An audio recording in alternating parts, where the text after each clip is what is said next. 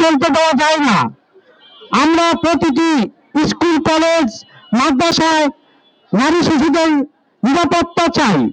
আমরা চাই এদেশের নারী শিশুরা তাদের স্বাধীনভাবে চলাফেরা করবে, তারা তাদের কর্মক্ষেত্রে নিরাপত্তা খুঁজে পাবে।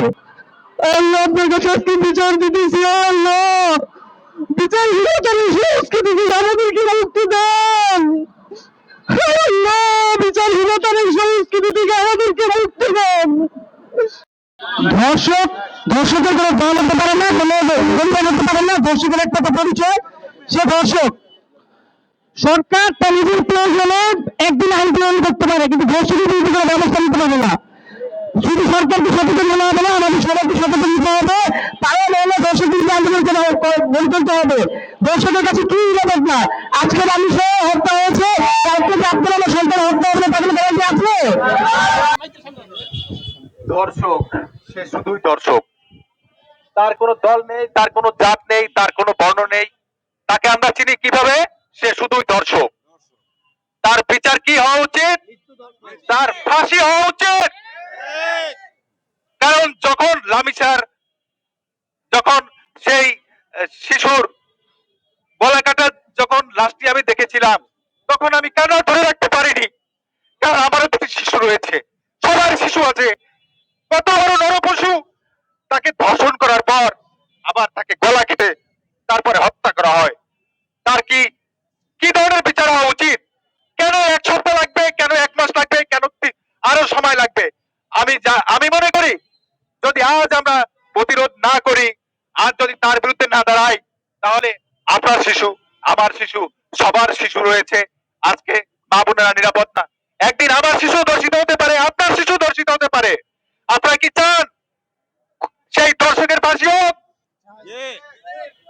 আমরা চাই মাননীয় স্বরাষ্ট্রমন্ত্রী, মাননীয় আইনমন্ত্রী ও মাননীয় প্রধানমন্ত্রীর কাছে একটাই দাবি, দর্শকের কোনো দল নেই, তার কোনো জাত নেই, সে শুধুই দর্শক।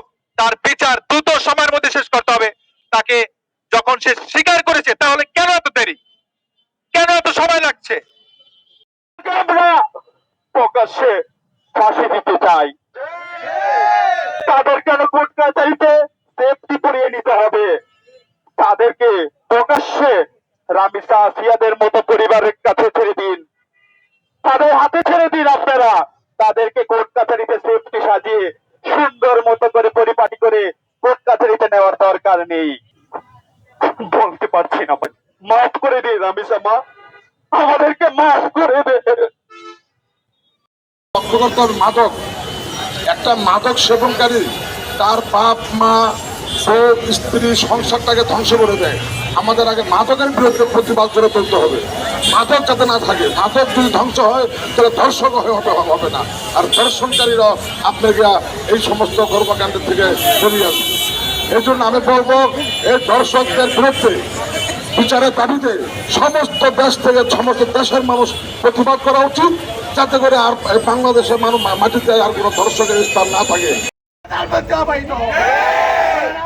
বাংলাদেশে প্যানেলের কথা বলে 1860-এর 375, 376-এর প্যানেল যদি আমরা দেখি, একজন দর্শককারীকে শাস্তির আওতায় এনে তাকে ফাঁসির সংবিধান রয়েছে।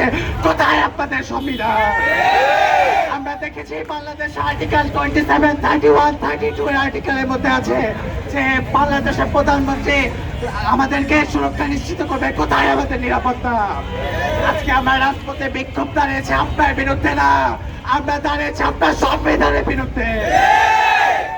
আপনারা যে সংবিধানের কথা বলছেন, সভায় বসে দিতে চাই। আপনারা বাংলাদেশের জাতীয়তাবাদী দল, আমাদের 3 বারের সাবেক নির্বাচিত বেগম খালেদা জিয়া মরহুম, তিনি স্পষ্ট ভাষায় সংসদে দাঁড়িয়ে বলেছিলেন যদি তিনি কখনো ক্ষমতায় আসেন, তাহলে তিনি বাংলাদেশের সংবিধানে চেঞ্জ করে দেবেন।